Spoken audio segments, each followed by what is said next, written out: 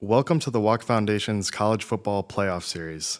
Today, I'm honored to be joined by Jonathan McGill of the SMU Mustangs. Jonathan, welcome to the show. Appreciate you guys having me. Yeah.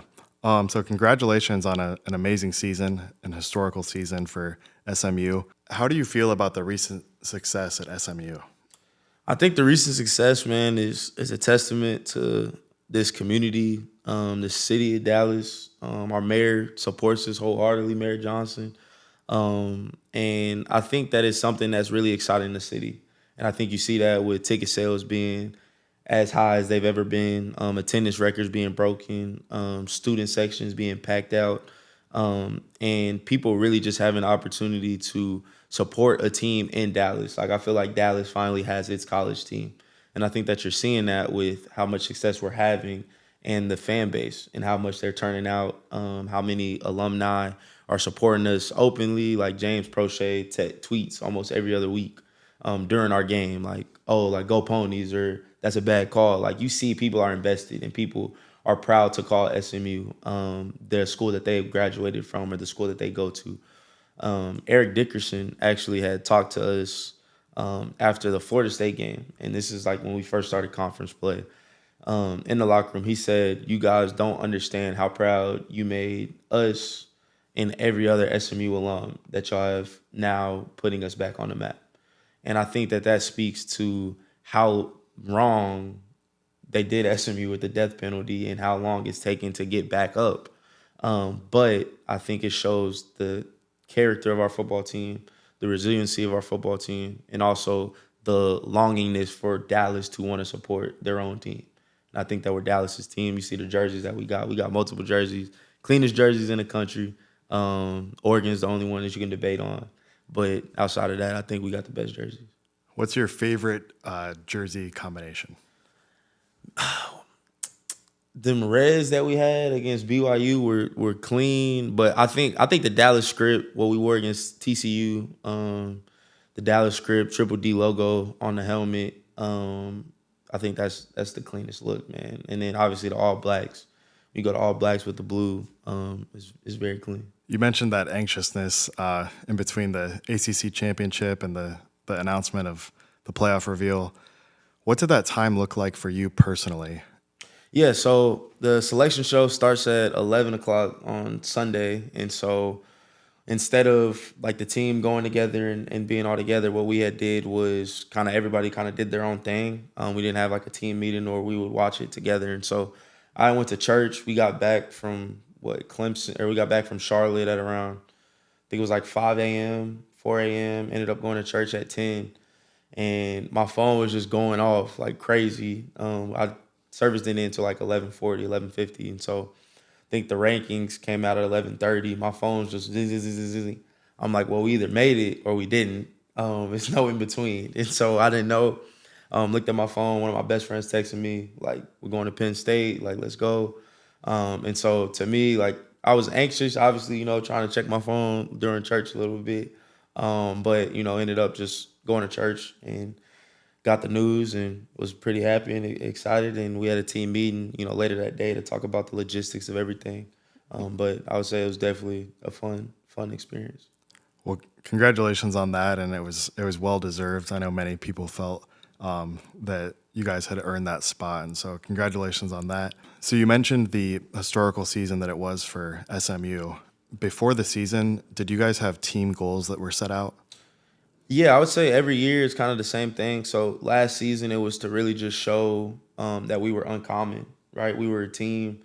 It wasn't common during the time to take, I think we had around 20 plus, 24, 25 transfers, guys that didn't know each other coming in, and we all wanted to accomplish the goal of winning a championship. And we ended up doing that. And so the goals for this season was to just show that we belonged, right? To show that we deserved to sit at the table, and the ACC was correct in inviting us to this conference and playing in it. And so going into the season was really just show that we belong, continue to keep that chip on your shoulder, continue to have that confidence, continue to be with each other, support one another, and play complementary football. And so I think, we showed that during the season, going undefeated in, regular season play. Obviously, championship didn't go how we wanted it to go. Still, proved a lot of people wrong, and proved a lot of people wrong, and we're still trying to do that as we, prepare for Penn State. How does it compare playing in the ACC versus the American Athletic Conference? Yeah, I would say initially the biggest thing is definitely the environments that you're playing in. Playing at Louisville was an environment that we didn't, was more hostile than any environment we played in last season. Playing, teams that are consistently really, really good. And I would say that the ACC is one of the deepest conferences. I would say, national media might not agree with me on that, but in terms of, the Georgia Techs, the Clemsons, the Syracuse, the Virginia Techs, the Cal Berkeley's, Louisville, like all of these teams are very talented and have players. I didn't even mention Miami, and, the juggernaut of offense that they were. But this conference is just extremely, extremely deep. And I think that when you're playing in a conference that's so deep, any team can beat anybody if you're not prepared. And so I think going into this season was really, we were just wanted to be prepared and very intentional with how we spent our time and how we practiced and how we played, and really just how we carried ourselves going into the games. And so I would say that was kind of the biggest difference, is having a little more intentionality about things that you're doing. Mm-hmm. You mentioned the difficult environment at Louisville. Penn State is known to have one of the most difficult places to play in college football. How is SMU preparing for the whiteout at Penn State? Yeah, I would say, first things is gonna be cold, or whatever. You can't really simulate that in Texas. I mean, it's a little cold this past couple of weeks and days, and so we've been outside practicing, not going into our indoor or anything like that, but just trying to be adjusted and accumulated to the elements. And then the second part is we're blasting music and white noise at practice to try to simulate how loud it's going to be and how effective we have to be in our communication with eye contact and with hand signals, and doing all of these things to make sure that we're on one accord. And so I would say those are the two biggest things. I think at the end of the day, like, if you're a football player, you love playing regardless of the situation, regardless of how cold it is or whatever the elements it is. Like, whenever you strap you put your shoulder pads, you put your helmet on, and it's time to go, it's time to go. And I think that we have a team that's, ready to go. So I think we're just preparing with more communication, is what I would say, and making sure we're on the same accord. Mm-hmm. And as a defensive back for SMU, how are you preparing for Penn State's dynamic offense with Drew Allar, Tyler Warren, Nicholas Singleton? Yeah, I would say that, we're really trying to focus on, taking, Tyler Warren and that run game away. I would say Tyler Warren's an excellent player. Obviously won the Mackey Award a couple of days ago, best tight end in the country. And so the versatility that he has, the offensive coordinator, how talented he is with putting wrinkles and, doing, adjustments and things that make a defense, really have to think and make them have to process. And so for us, it's really, making sure our checks are correct, making sure we see things the right way, being physical and winning in the trenches, stopping the run game. In the back end, it's limiting explosives, right? You can't have, players running wide open, making sure everybody's accounted for. And so I would say, being physical up front, winning, tackling, stopping the run game, and then in the back end, just trying to limit explosives. And that's kind of what our game plan has been for this upcoming season, and it's going to be the same thing for Penn State. Mm-hmm. Last football question, and then we'll jump into your faith journey. What's more exciting for you? So you've had 3 interceptions this year, it's really impressive. What's more exciting for you, making a touchdown-saving tackle or making an interception? I would say it depends at the point of the game. I would say if it's a close game and you can give your offense back the ball, I would say I'll take an interception. But if it's, we're up, whatever it is, 4 or 5 points, they needed a touchdown, you get a game-saving tackle, and then you get a goal line stand. I don't think there's anything better than a goal line stand as a defensive player, where the ball's inside, the 2-yard line, and the offense has 4 opportunities and you stop them 4 times. I think that's the greatest feeling as a defensive player, getting that chance to do that. But I would say depending on what the score is, depending on how the game's going. But I think anytime you can take the ball away in the back end and give the ball back to your offense, and in my case, hopefully try to score, get a pick 6. I think that's definitely, I would say, the best. Absolutely. You mentioned you were at church when you found out about the college football playoff result. So when did your faith journey begin? Yeah, so growing up, my parents, I'm 24 years old. My parents have been pastors of our church, and it's called Antioch Christian Church in Irving for 25 years. And so I'm a PK. I've grown up in the church. And so I would say my faith journey started kind of since I was born, but I would say around my sophomore year, junior year of high school is when I realized my parents' faith, my parents' works, right? My parents being pastors isn't enough to get me into heaven, right? And so that was when I wanted to take a more personalized approach to my faith and to my relationship with God. And so I would say, growing up, I knew, right, I could quote you scripture, I could quote you stories in the Bible just from, being in, Bible studies and, growing up and legit. My brother, so I have an older sister and then an older brother, and then it's me. And so when my sister went to college, my brother didn't have a license at the time, and I didn't either. And so we were going to church all day, every day. I was sick and tired of sitting in my parents' office all day because that's their only job, that they're pastors. And so Saturdays we'd be up in the church, running around the sanctuary, playing on the drums, playing in the piano, like doing all of these things. But I would say my junior year of high school was really when I wanted to take a more personalized approach to my faith, and really wanted to make it my own, and learn things for myself, grow in the Word myself. And I would say that's kind of when it started. Who is God to you?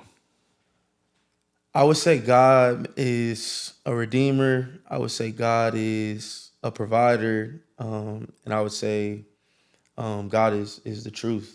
And whatever you see in the Word, I take that as truth, and I take that as how I should live my life. I think Jesus lived the perfect life that we couldn't live, right? So that's why I say God is a redeemer, because so many times we mess up, so many times there's faults in us, and yet Jesus still says that God still wants to have that relationship with us, right? He still wants us to be able to get a chance to go to heaven and get a chance to do things that we don't necessarily deserve, right? Like we didn't live a sinless life, we didn't live a perfect life.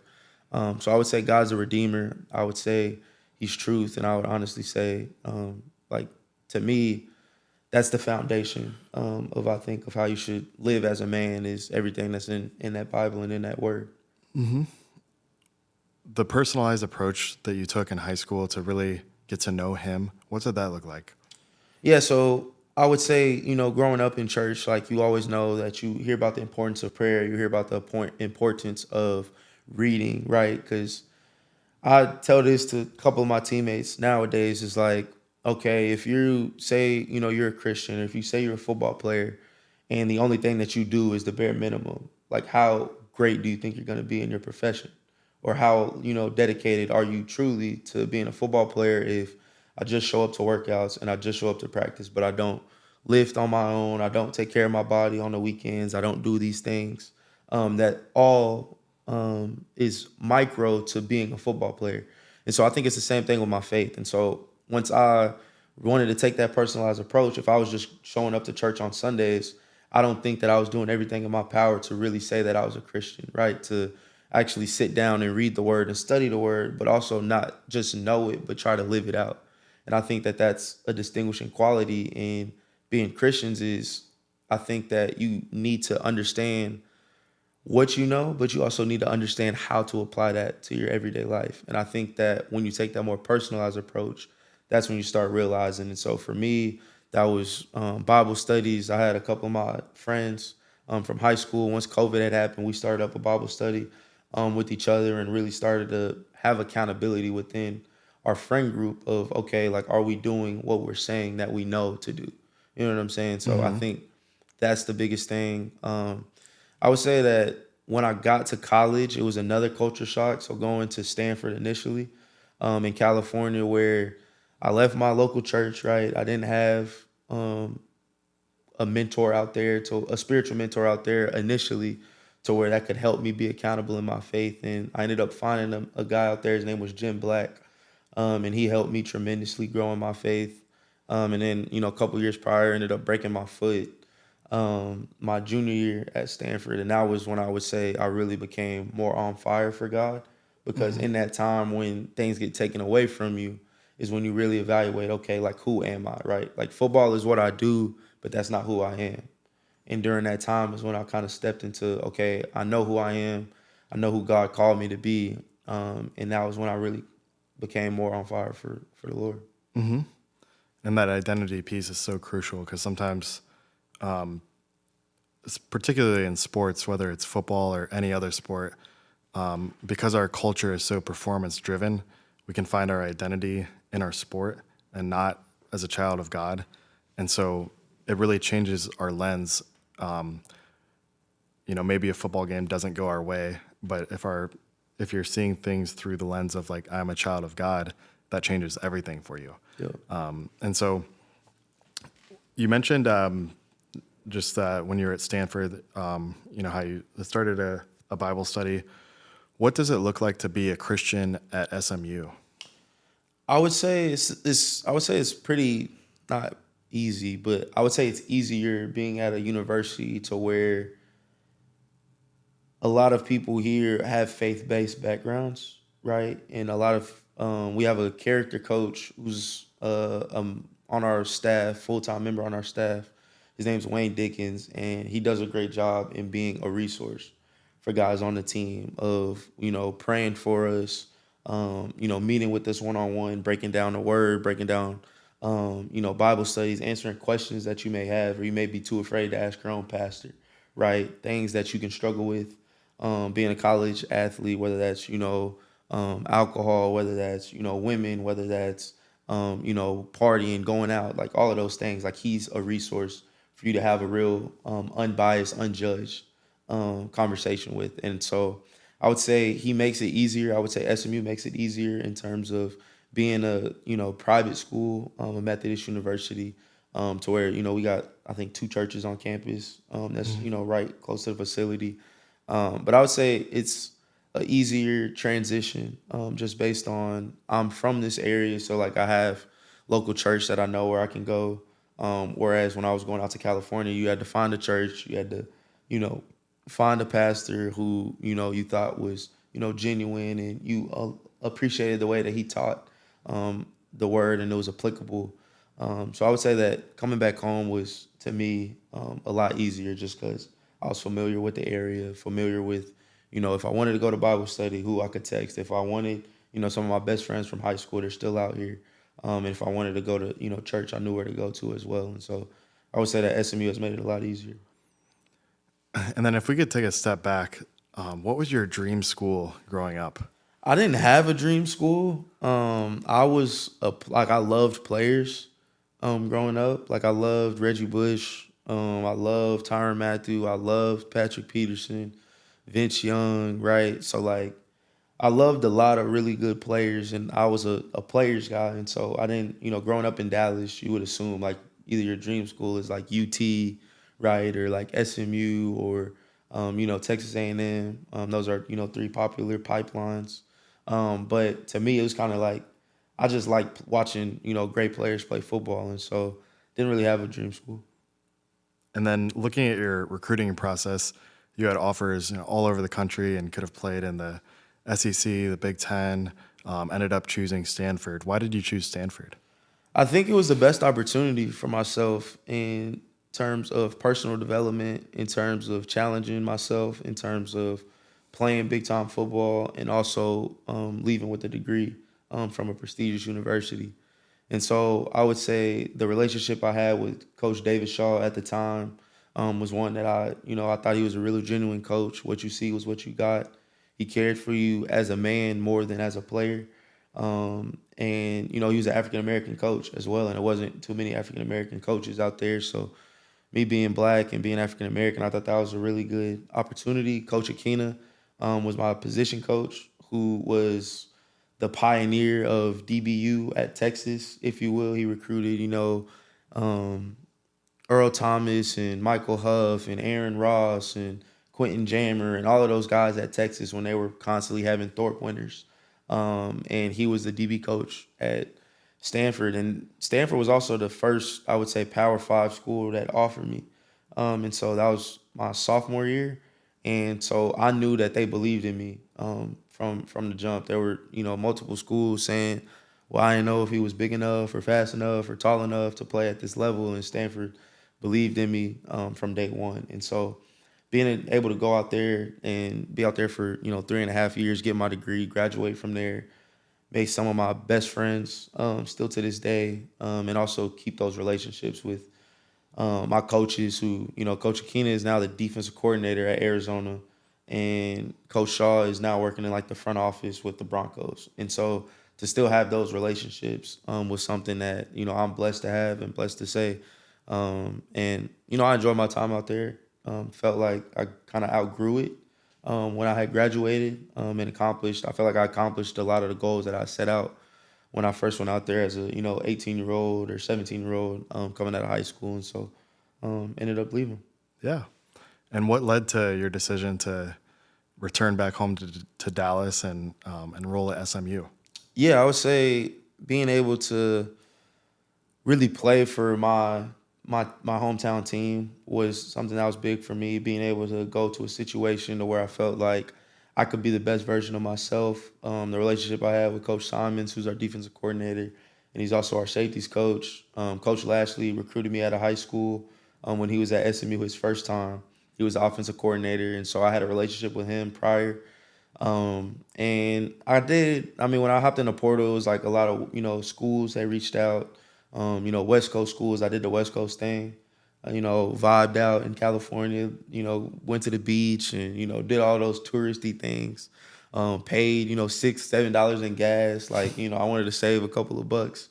So ended up coming back here and, I couldn't have envisioned myself being at this stage to where, I'm playing in the college football playoff. I'm playing, I played for 2 conference championships in 2 years, to where I couldn't have envisioned that when I first, decided to commit here. And I'm blessed that the Lord had provided me with these opportunities because, when I was at Stanford, I didn't necessarily have the most, success in terms of winning, right? So being able to come here and win at a high level, I lost 1 conference game in 2 seasons, being at SMU. And so I think that it's really just like you couldn't have written a better story. And I think that, God's obviously the author of it. And I'm just living in it. And, I knew when I had came on my visit here, something was telling me, like, this is the school for you. And I didn't take any other visits. And I told my parents, because they were on a visit with me, and I said, I'm about to commit and I'm about to, play here. And my mom's like, are you sure? Like, are you sure? Like, I don't want you to commit and decommit and flip. And I'm like, nah, like, God's telling me, like, I think this is where I need to be. And, looking back on it, like, it's their best decision. And so that's kind of what went into that. One thing I'll add into your earlier description of God is he's also the great orchestrator. And so sometimes he orchestrates things. And one Bible verse that I really like is the verse that talks about he works all things together for our good. Yeah, for Romans those, 8:28. boom, for those that love him. Yeah. And so that's his promise to us. And sometimes we can't always see it with our own eyes, but like when we have faith, and as you mentioned, like you had this feeling of like, I need to be at SMU. We can't always see why, but when we put our faith in him, sometimes he does reveal his hand. And so for you, that decision is probably validated at this point. Yeah, 100%. 100%. So you've played in the ACC and the Pac-12. Who's the toughest wide receiver that you've had to go against? That's a great question. My freshman year, we had a pretty monster schedule. We had played Notre Dame when they had Chase Claypool and Cole Kmet was at tight end. Probably still 2 of the largest humans I've ever seen on the football field. They were huge. Receivers. I would say Ja'Cory Brooks was really good this past season at Louisville. I would say quarterback-wise, my senior year at Stanford, I played Bo Nix, Michael Penix, Caleb Williams. I had played Justin Herbert when he was at Oregon.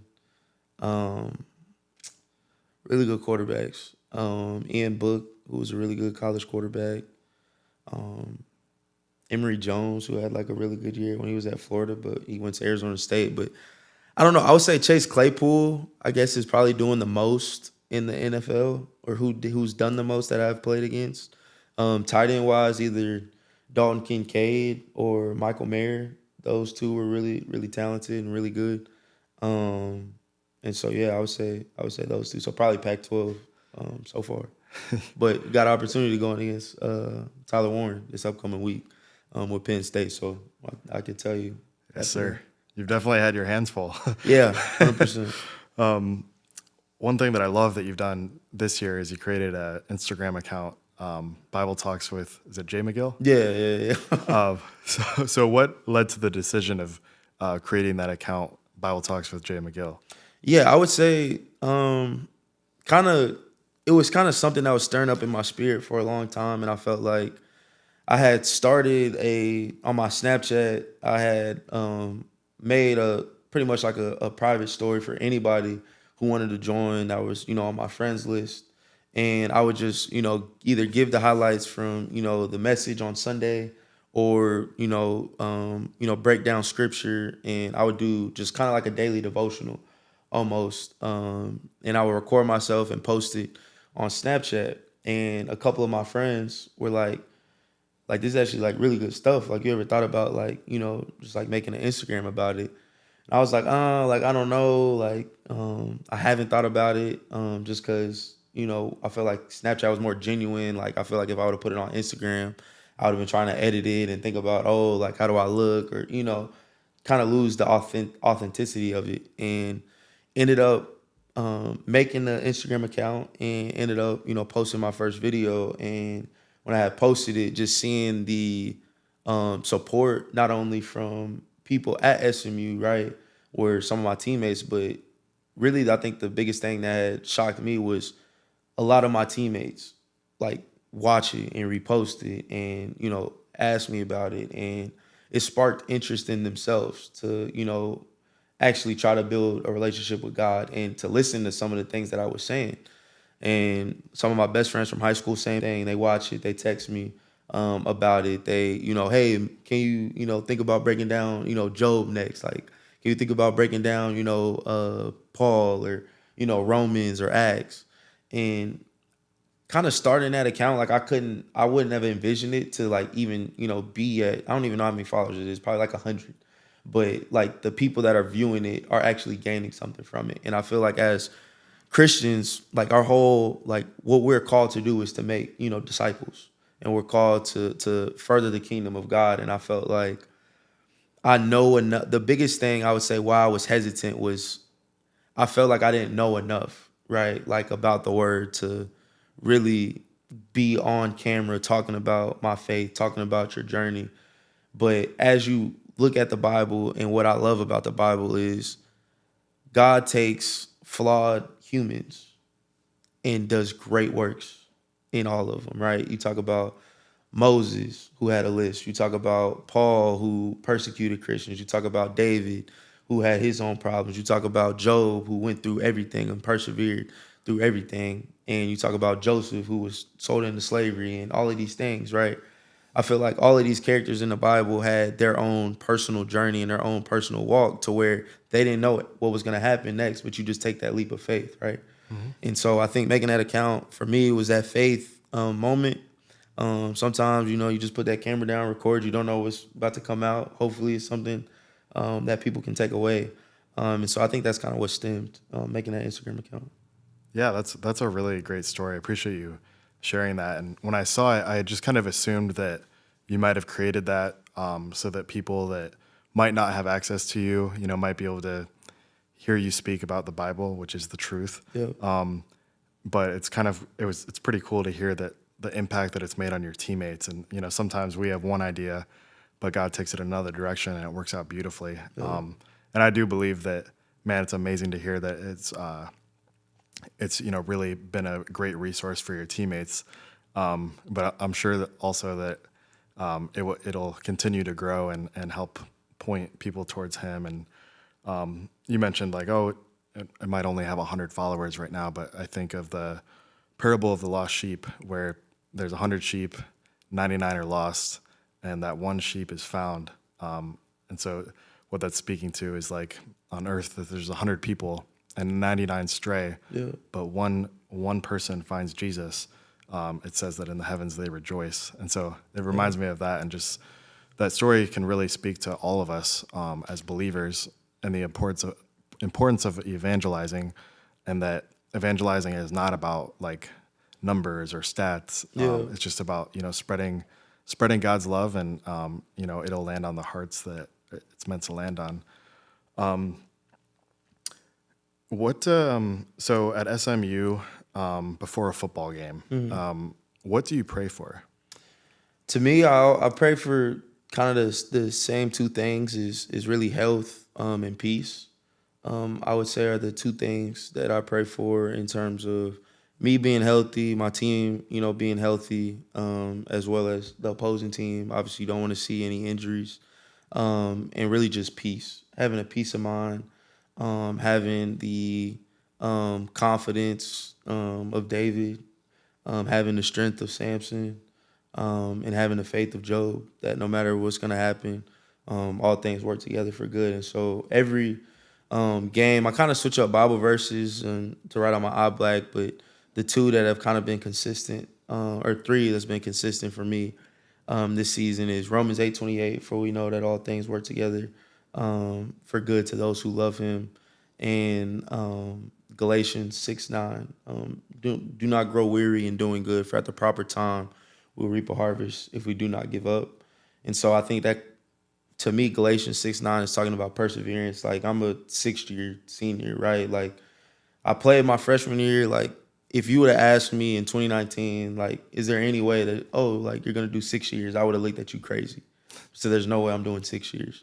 But, God had something else in store. Ended up, I said earlier, broke my foot my junior season, so lost that season. COVID year was the year before that. Only played, I think Pac-12 played 6 games that season.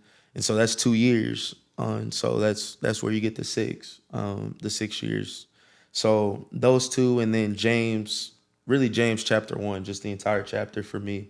So my middle name is James. And so when I had got hurt my junior season, and I was really, when I became on fire for the Lord, I really wanted to further my faith and further my relationship and deepen it, because I was kind of lost and like, okay, football's taken away from me. What do I do now, right? Like, I can't practice, I can't run, I can't hit, I can't intercept passes. It's kind of just you're on a no sweat protocol for 2 weeks, right? So you can't even work out, and so you just have a lot of time by yourself. And I was really thinking, like, God, like, what do you want me to read? What do you want me to talk about? And I ended up embracing James, which is my middle name. I was just scrolling through the Bible and James popped up, and I'm like, okay. And as I'm reading James 1, it talks about trials and tribulations.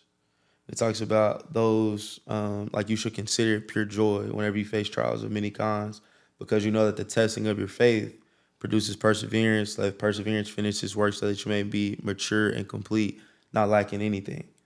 And then at the end of James, it also talks about, let me pull it up right here, just so I'm not mistaken. Okay, yeah. So at the end of James 22, and this is, to me, one of the most important verses. Do not merely listen to the word and so deceive yourselves. Do what it says. Anyone who listens to the word but does not do what it says is like someone who looks at his face in a mirror, and after looking at himself, goes away and immediately forgets what he looks like. But whoever looks intently into the perfect law that gives freedom and continues in it, not forgetting what they have heard, but doing it, they will be blessed in what they do.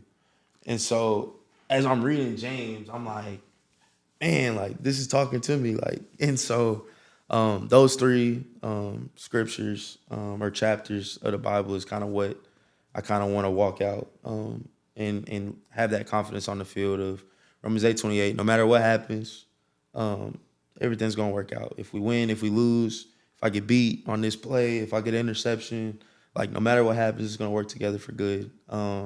James, trials and tribulations. Like, whenever you face trials, consider it joy, right? And then Galatians 6:9, perseverance. Like never get tired of doing good things, because at the proper time, not our time, but at the proper time, you'll reap a harvest if you don't give up. So I would say those three things. And I'd probably add that like two of those passages are like the hardest to understand and can sometimes be confusing. Like, consider it pure joy when you face trials of many kinds. I know in my own life, I've like sometimes I've read that in the past, and it's like, man, that is hard. Like that is hard Yeah, to do. 100%. And but going to like Galatians 6:9 is like the harvest comes at the right time, and as you said, not our time, Yeah, God's time, and His exactly. timing is perfect. So, outside of football, what are some things that you like to do? I'm a big gamer, man. I be on video games. Call of Duty right now is what I'm playing a lot of. I played a lot of NCAA when it first came out. 2K, Madden, video games is kind of just what I like to do, and then hang out with my friends. A lot of my high school friends, and we call ourselves the day one, like day ones, right? A lot of my day ones are still here. They graduated college and everything, so hang out with them. Whether that's get food, bowl, try to find something to do. Just hang out at each other's house. And then I enjoy watching movies, man. There's a movie theater like 7 minutes away from my apartment. I live by myself, so I don't have a roommate. So sometimes I'll just go to the movies by myself and just watch whatever's coming out. I still gotta watch Gladiator 2, and I still have to watch what is it? Craven the Hunter just came out. It's low. It's had a lot of low reviews, but I want to watch it for myself. But go to the movies, hang out with my friends, and play video games is probably the three things that I do. Here's a tough question for you. If you could go bowling with 3 Bible characters, who would they be and why? Great question. I love Joseph's story, man. Like who he was as a person and his story. So I would say Joseph. I would say David. I love David's heart. And then I would say Paul. I feel like Paul would be a very, very interesting person to talk to, just based on his life, the things he experienced. But also I feel like he'll be a pretty good bowler, just because I feel like he's gone through a lot. So I feel like he'll hit those pins pretty hard. So I would say those 3 for sure. I like that. And then what's the best food spot in Dallas? Best food spot, man. What you in the mood? Okay, so here, I like sushi. There's a sushi spot called Hungry Belly. It's off of Knox and Henderson. It's really good. Their portions are huge, so you're paying for what you get.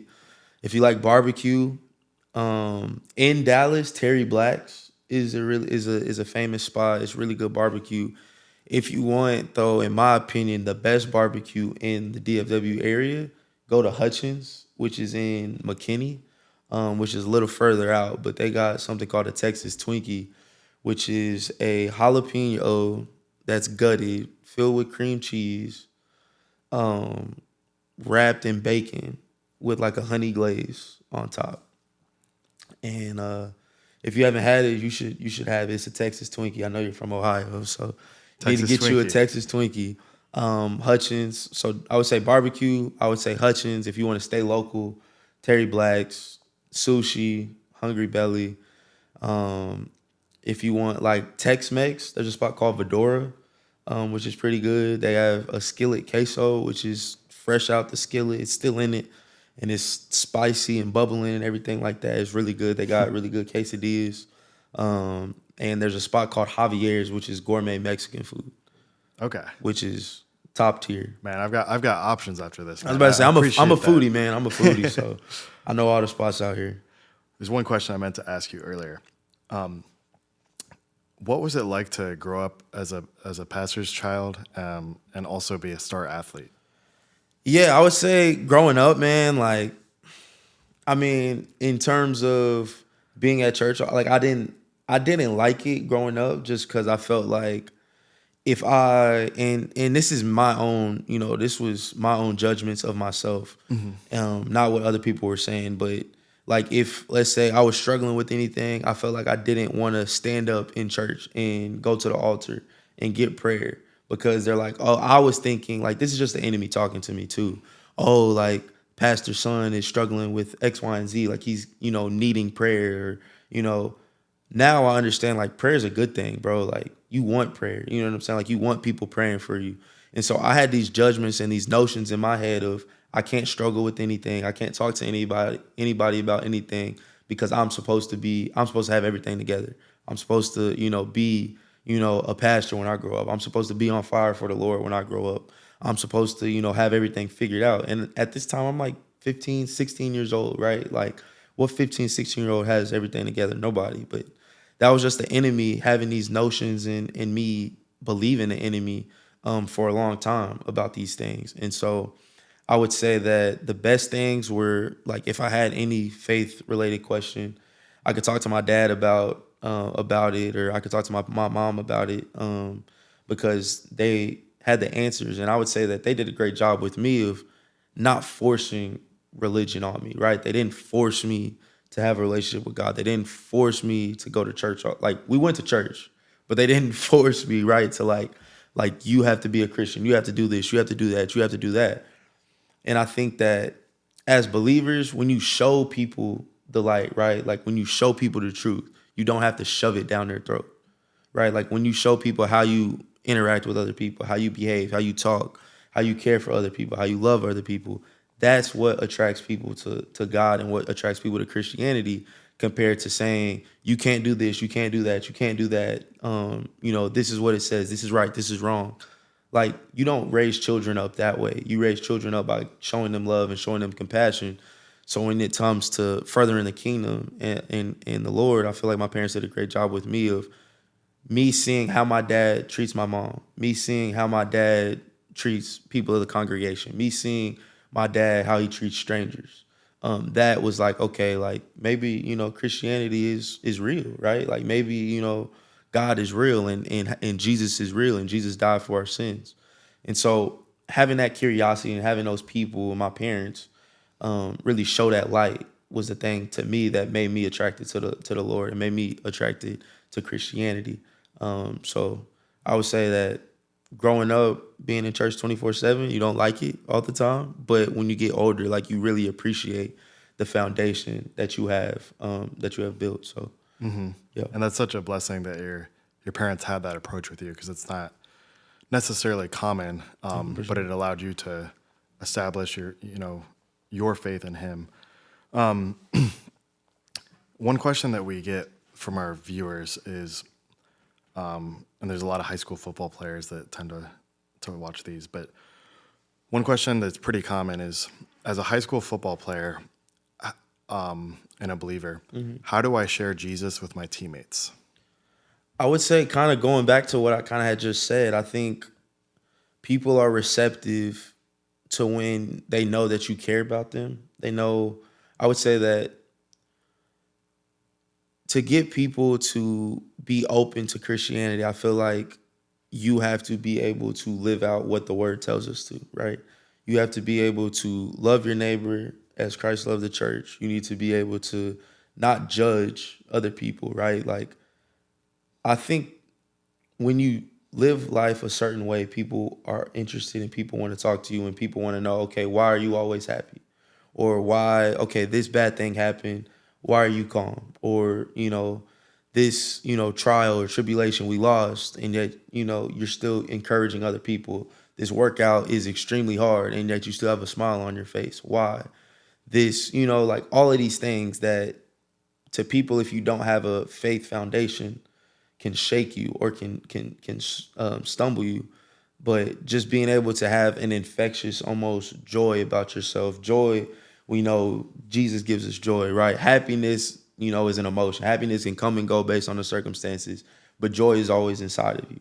And I think having that joy and having that ability to relate to other people is going to be able to share Christ with your teammates, compared to me just saying, hey, I'm going to start this Bible study. Everybody pull up. Well, if they don't know how you behave, if they don't know how you act or how you talk, you're not going to get a lot of turnout, I would say. And so I would say walking out what the word tells us to is the easiest way to further the kingdom, in my opinion. I definitely agree. Yeah. A lot of wise answers here. I normally don't test athletes like this, but I'm going to ask you another tricky question. Okay. What would you say to someone that said, God doesn't care who wins or loses a football game? That's a good question. I don't think anybody's ever asked me that question. In the grand, I don't know. Maybe, I don't know. This is my approach. Maybe in the grand scheme of things, right? Do I think God cares who wins and who loses? No. But I feel like God wants himself to get the glory at the end of the day. So whether that's you lose and you give God the glory, or you win and you give God the glory, but at the end of the day, like, is God praying on SMU to beat Penn State? No. Right? Is he praying on Clemson to upset Texas? No. Like, he at the end of the day, I don't think he cares about, okay, which team is winning and which team is losing. What I think he cares about is his kingdom going to get furthered at the end of that game, whether that's win, lose, draw, whatever the case may be. So I would say that's what I think about it. Yeah, that's a great answer. So last question for you, Jonathan. I know you've got Penn State coming up, so I got to let you roll. But last question is, what are your goals after football? Yeah, so I would say, to me, what I want to do ever since I was a kid, I started playing football when I was 4. My brother was 6. I wanted to go to the NFL, and really just going to start training for that after the season's over. Put myself in a position to, be on a 53-man roster and fulfill the dream that I wanted to when I was a kid. But also, I had undergrad in communications, and so being able to be a sports analyst, be on television, talk about football, talk about sports, is kind of something I want to do as well. And I would say after that, like in-game, I want to be a general manager for a football team, or work in the front office and, kind of work in developing players and obtaining talent, right, and picking guys for a certain scheme. I got this running joke with my trainer. We used to play pickup games all the time, like 20, 25 of us training. And every time I was a captain, I never lost. And so I don't lose games when I'm able to choose like who's on my team, because I got a certain scheme I like to run. You know what I'm saying? When I'm football, we taking shots deep. We got guys that can run after the catch. When I'm playing basketball, transition and defense is how we play. So every time I was a pickup in anything, I don't lose, because it's anytime I can choose my team. So I think I'll be a great GM one day, because once I get guys that can fit my scheme, we're gonna be winning. I love it. Yep, and it's been a pleasure sitting here with you today. And I know that, wherever the Lord takes you and whatever you end up doing in life, I know you're going to be successful. So thanks so much for joining us today. Wish you all the best at Penn State, and it was great having you on the show. Appreciate you. Yes, sir.